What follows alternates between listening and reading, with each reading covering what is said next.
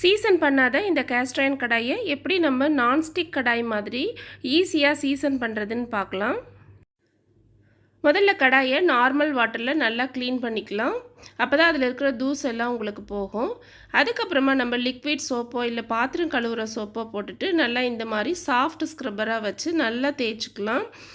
Steel scrubber வச்சு தேய்க்க வேண்டாம். மேல் பகுதியெலாம் பார்த்திங்கன்னா சொரசொரப்பாயிடும்.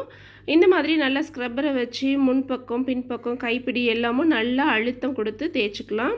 இப்போ பார்த்திங்கன்னா உங்களுக்கு இதில் அழுக்கு இருக்கிறதுலாம் தெரியும். இப்போ இது நல்லா வாஷ் பண்ணிக்கலாம். இந்த ஸ்டெப்பை நம்ம 2-3 வாட்டி நம்ம கடாயோட துரு என்ன அளவுக்கு இருக்கோ அந்த அளவுக்கு நம்ம க்ளீன் பண்ணி எடுத்துக்கலாம். இப்போ பார்த்திங்கன்னா நான் 2 வாட்டி வாஷ் பண்ணிவிட்டேன். துரு எதுவும் தெரியல, க்ளீனாக இருக்குது. அடுத்த ஸ்டெப்பாக ஒரு டப்பில் ஹாட் வாட்டர் எடுத்துக்கலாம். ஹாட் வாட்டர் வந்து ரொம்ப சூடாக இருக்கக்கூடாது, கை பொறுக்கிற சூட்டுக்கு இருந்தால் போதும். இதில் ஒரு கைப்பிடி அளவு கல்லுப்பு சேர்த்துக்கலாம். இது நல்லா கலந்து விட்டுடலாம். 2 எலுமிச்சம்பழம் எடுத்திருக்கேன். இந்த 2 பழத்தையும் நல்லா கட் பண்ணி இதோட சாறு ஃபுல்லாக நம்ம பிழிஞ்சு இந்த தண்ணியில் விட்டுடலாம். இந்த தோலையும் வந்து அதுக்குள்ளறையே போட்டுடலாம். எலுமிச்சம்பழமும் கல்லுப்பும் சேர்த்து இரும்பு பாத்திரங்களை நம்ம ஊற வைக்கும்போது அதில் இருக்கிற துரு ஸ்மெல்லாம் க்ளீனாக போயிடும். இப்போ பார்த்திங்கன்னா நான் 2 பழத்தையுமே நல்லா இந்த மாதிரி பிழிஞ்சு விட்டுட்டேன். இப்போ இதுக்குள்ளே நம்ம ஏற்கனவே கழுவி வச்சுருக்கிற கடாயை சேர்த்துக்கலாம். இப்போ பார்த்திங்கன்னா இந்த கைப்பிடி எல்லாம் மூழ்காமல் இருக்குது. அதனால் இன்னும் கொஞ்சம் நம்ம சுடு தண்ணி வச்சு இந்த பாத்திரத்தை முங்குற அளவுக்கு ஊற்றிக்கலாம். இப்போ நம்ம இந்த கடாயை ஒரு 5 மணி நேரத்துக்கு அப்படியே ஊற விட்டுடலாம். இப்போ 5 மணி நேரம் ஆயிடுச்சு. இப்போ இதில் தண்ணியிலேருந்து நம்ம எடுத்துக்கலாம். முன்ன பார்த்திங்கன்னா இந்த கைப்பிடி எல்லாம் நல்ல ஒரு துரு கலரில் இருந்தது. இப்போ பார்த்திங்கன்னா கொஞ்சம் க்ளீனாகி வந்திருக்கு. நம்ம கையால் இந்த மாதிரி நம்ம தேய்ச்சி பார்க்கும்போது அந்த துரு கரை எதுவும் இல்லாமல் க்ளீனாக இருக்குது. அதே மாதிரி கடாயும் வந்து க்ளீனாக இருக்குது. திரும்பவும் ஊற வச்ச பாத்திரத்தில் லிக்விட் சோப்போ இல்லை பாத்திரம் கழுவுற சோப்போ சேர்த்துட்டு நல்லா தேய்ச்சி கழுவும் போது அது ஆல்ரெடி ஊறி இருக்கிறதால உங்களுக்கு ஈஸியாக க்ளீனாகி வரும். இப்போ எல்லா பக்கமும் நல்லா தேய்ச்சிட்டு கழுவிக்கலாம். இப்போ பார்த்திங்கன்னா தேய்க்கும் போதே உங்களுக்கு தெரியும், அதில் கொஞ்சம் லைட்டாக வந்து நமக்கு துரு கரை எல்லாம் வருது. நல்லா அழுத்தம் கொடுத்து தேய்ச்சிட்டு இதை வாஷ் பண்ணிக்கலாம். இப்போ இந்த ஸ்டெப்பையே நம்ம ஒரு 2 வாட்டி செஞ்சோம்னா தான் நமக்கு அந்த கடாய் வந்து க்ளீனாக இருக்கும். அடுத்ததாக இந்த கடாயை ஒரு ட்ரை கிளாத் வச்சு நல்லா ஃபுல்லாக தொடச்சி எடுத்துக்கலாம். அப்போ தான் அந்த துரு எதுவும் இல்லாமல் க்ளீனாக இருக்கும். நம்ம ஒரு டிஷ்யூ பேப்பரை வச்சு இப்படி நல்லா அழுத்தி தொடச்சி பார்த்தோம்னா அதில் கரை இருக்கா என்னங்கிறது க்ளீனாக நமக்கு தெரியும். இப்போ பார்த்திங்கன்னா நல்லா க்ளீனாக இருக்குது. தண்ணியில் ஊற வச்சுருந்ததுனால இந்த கடாயை நல்லா வெயிலில் வச்சு 1 ஹவர் காய வச்சுக்கலாம். இப்போ 1 மணி நேரம் ஆயிடுச்சு, நல்லா காஞ்சிருக்கு. இப்போ இந்த கடாயை ஸ்டவ் மேலே வச்சுட்டு ஸ்டவ் ஆன் பண்ணிக்கலாம். தீயை வந்து மிதமாக வச்சுக்கலாம். இப்போ இதில் 1 டேபிள் ஸ்பூன் கடலை எண்ணெய் சேர்க்குறேன். நீங்கள் எந்த எண்ணெய் வேணாலும் சேர்த்துக்கலாம். இப்போ இதில் 1 டேபிள் ஸ்பூன் அளவு கல்லுப்பு சேர்த்துக்கலாம். ஒரு டிஷ்யூ பேப்பரையோ ஒரு கிளாத்தையோ வச்சுட்டு இந்த உப்பும் எண்ணெயும் கடாயோட எல்லா பகுதியிலையும் படுற மாதிரி நல்லா தேய்ச்சி விட்டுக்கலாம். இந்த ஸ்டெப்பு நம்ம ஸ்டவ் ஆன்லேயே இருக்கும்போது தான் செய்யணும். இப்போ கொஞ்சம் நேரம் இந்த மாதிரி நல்லா கலந்து விட்டுட்டு ஒரு 4-5 நிமிஷத்துக்கு இது லைட்டாக புகை வர அளவுக்கு இது சூடாகட்டும். அப்படியே ஸ்டவ்லேயே இருக்கட்டும். இப்போ பார்த்திங்கன்னா இந்த உப்போட கலரும் எல்லாமே உங்களுக்கு நல்லா லைட்டாக சேஞ்ச் ஆகி வந்திருக்கு. இப்போ இதை நம்ம ஸ்டவ் ஆஃப் பண்ணிடலாம். இப்போ இந்த கடாயை நம்ம அப்படியே வந்து எடுத்து வச்சிடலாம். கடாயோட சூடு நல்லா முழுசாக ஆறுனதுக்கு அப்புறமா கடாயோட பின்பகுதியிலையும் நம்ம எண்ணெய் தடவி வச்சுக்கலாம். அப்போ தான் பின்பக்கத்தில் வந்து பார்த்திங்கன்னா உங்களுக்கு துரு பிடிக்காமல் இருக்கும். இந்த எண்ணெயும் உப்பும் கடாயில் 1 நாள் அப்படியே ஊற விட்டுடலாம். 1 நாள் ஊறினதுக்கப்புறமா லிக்விட் சோப் போட்டுட்டு இந்த உப்பையும் ஆயிலையும் நல்லா க்ளீன் பண்ணி எடுத்துகிட்டு ஒரு ட்ரை கிளாத் வச்சு அது மேலே இருக்கிற தண்ணியெல்லாம் நல்லா தொடச்சி எடுத்துக்கலாம். இப்போ நீங்கள் கிளாத்தில் இப்படி தொடச்சி பார்த்தீங்கன்னா அது துரு எதுவும் இல்லாமல் க்ளீனாக இருக்குது. இப்போது இந்த கடாயை நம்ம ஸ்டவ்வில் வச்சுட்டு சீசன் பண்ண ஆரம்பிச்சிடலாம். ஸ்டவ் ஆன் பண்ணிவிட்டு மீடியமான தீயிலே வச்சுட்டு கடாய் கொஞ்சம் சூடானதுக்கப்புறமா இதில் 1 டேபிள் ஸ்பூன் அளவு கடலெண்ணெய் சேர்த்துக்கலாம். டிஷ்யூ பேப்பரோ இல்லைன்னா ஒரு கிளாத்தோ வச்சுட்டு இந்த எண்ணெய் எல்லா பக்கமும் படுற மாதிரி நல்லா அப்படி தேய்ச்சி விட்டுக்கலாம்.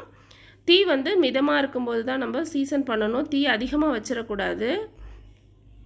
இந்த கைப்பிடி எல்லா பகுதியிலையும் வந்து இந்த எண்ணெய் படுற மாதிரி நல்லா தேய்ச்சி விட்டுக்கலாம். இது தேய்ச்சதுக்கப்புறமா அப்படியே நம்ம ஒரு 2-3 நிமிஷத்துக்கு ஸ்லோ ஃப்ளேம்லேயே வச்சிடலாம். இது நல்லா புகை வரணும். இந்த புகை வர்ற மாதிரி வந்ததுக்கப்புறமா ஸ்டவ் ஆஃப் பண்ணிடலாம். இது அப்படியே நல்லா ஃபுல்லாக கூல் டவுன் ஆகட்டும். இப்போ நம்ம நல்லா ஆறிடுச்சு. கை தொட்டு பார்க்கும்போது சில்லுன்னு இருக்குது. இந்த மாதிரி வந்ததுக்கப்புறமா திரும்பவும் நம்ம ஸ்டவ் ஆன் பண்ணிக்கலாம். இப்போ கொஞ்சம் சூடானதுக்கு அப்புறமா இதில் ஏற்கனவே எண்ணெய் கொஞ்சம் இருக்குது, அதனால் அதே எண்ணெயை வச்சு நம்ம நல்லா திரும்பவும் தேய்ச்சி விடலாம். எண்ணெய் இல்லைன்னா இன்னும் கொஞ்சம் நம்ம எண்ணெய் சேர்த்துட்டு எல்லா பக்கமும் ஆயில் படுற மாதிரி நல்லா தேய்ச்சி விட்டுடலாம். திரும்பவும் இது ஒரு 2-3 நிமிஷத்துக்கு அப்படியே விட்டு நல்லா புகை வரணும், அது வரைக்கும் நம்ம சூடு பண்ணிக்கலாம். இப்போ பார்த்திங்கன்னா நல்லா புகை வருது, ஸ்டவ் ஆஃப் பண்ணிடலாம். இந்த ஸ்டெப்பை நம்ம 4-5 வாட்டி நல்லா செய்யும்போது உங்களுக்கு நான்ஸ்டிக் மாதிரி கடாய் நல்லா சீசன் ஆகி வரும். நான் இந்த ஸ்டெப்பை 4 வாட்டி செஞ்சுருக்கேன். இப்போ பார்த்திங்கன்னா முன்னே இருந்ததை விட கடாயோட உள்பகுதியில் எண்ணெய் பிசுக்கு நல்லா சேர்ந்த மாதிரி இருக்கும். இந்த கடாயை ஆயிலே ஒரு நாள் இப்படியே ஊற விட்டுடலாம். இப்போ இந்த கடாயில் ஆப்பம் எப்படி செய்கிறதுன்னு பார்க்கலாம். அந்த எண்ணெய் பிசுக்கெல்லாம் நல்லா சோப் போட்டு கழுவிட்டு ஒரு ட்ரை கிளாத் வச்சு தொடச்சிட்டு இப்போ நம்ம ஸ்டவ் ஆன் பண்ணிக்கலாம். தீயை மிதமாக வச்சிடலாம், கடாய் சூடாகட்டும். அதுக்குள்ளார வெங்காயத்தை பாதியை கட் பண்ணிவிட்டு அதோட காம்பு பகுதியில் இந்த மாதிரி கத்தியை வந்து நல்லா குத்தி வச்சுக்கலாம். இப்போ இது சூடாயிடுச்சு, இதில் கொஞ்சமாக ஆயில் சேர்த்துக்கலாம். இந்த வெங்காயத்தை சூடான ஆயிலில் நல்லா தொட்டு கடாயோட எல்லா பகுதியிலையும் நல்லா தேய்ச்சி விட்டுடலாம். இந்த மாதிரி தேய்க்கும் போது உங்களுக்கு ஆப்பம் நல்லா ஒட்டாமல் ஈஸியாக வரும். இப்போ ஒரு கரண்டி ஆப்பமாக ஊற்றிட்டு இப்போ இது நல்லா சுற்றி விட்டுக்கலாம். மேலே லேசாகவும் உள்பகுதியில் கொஞ்சம் மாவு இருக்கிற மாதிரி சுற்றி வச்சிடலாம்.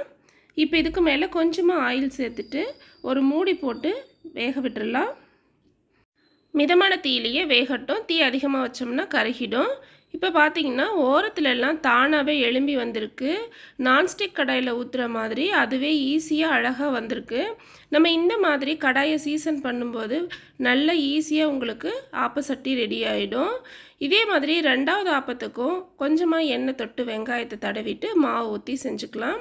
நம்ம ஒரு தடவை இந்த மாதிரி கரெக்டாக நம்ம சீசன் பண்ணி வச்சிட்டோம்னா இந்த கடாய் ரொம்ப நாளைக்கு நமக்கு அப்படியே யூஸ் பண்ணிக்கலாம். இப்போ பார்த்திங்கன்னா எவ்வளோ அழகாக வருது பாருங்கள். லேசாகவும் சைட்லலாம் நல்ல மொறுமொறுப்பாகவும் இருக்குது. மொதல் 2 ஆப்பத்துக்கு மட்டும் வெங்காயம் தேய்ச்சி செய்யலாம். 3வது ஆப்பத்துக்கு ஒரு டிஷ்யூ பேப்பர்லேயோ இல்லை ஒரு கிளாத்லேயோ கொஞ்சமாக ஆயில் தொட்டுட்டு இந்த மாதிரி நல்லா தேய்ச்சிட்டு நம்ம ஆப்பம் ஊற்றினாலே அது ஈஸியாக வரும்.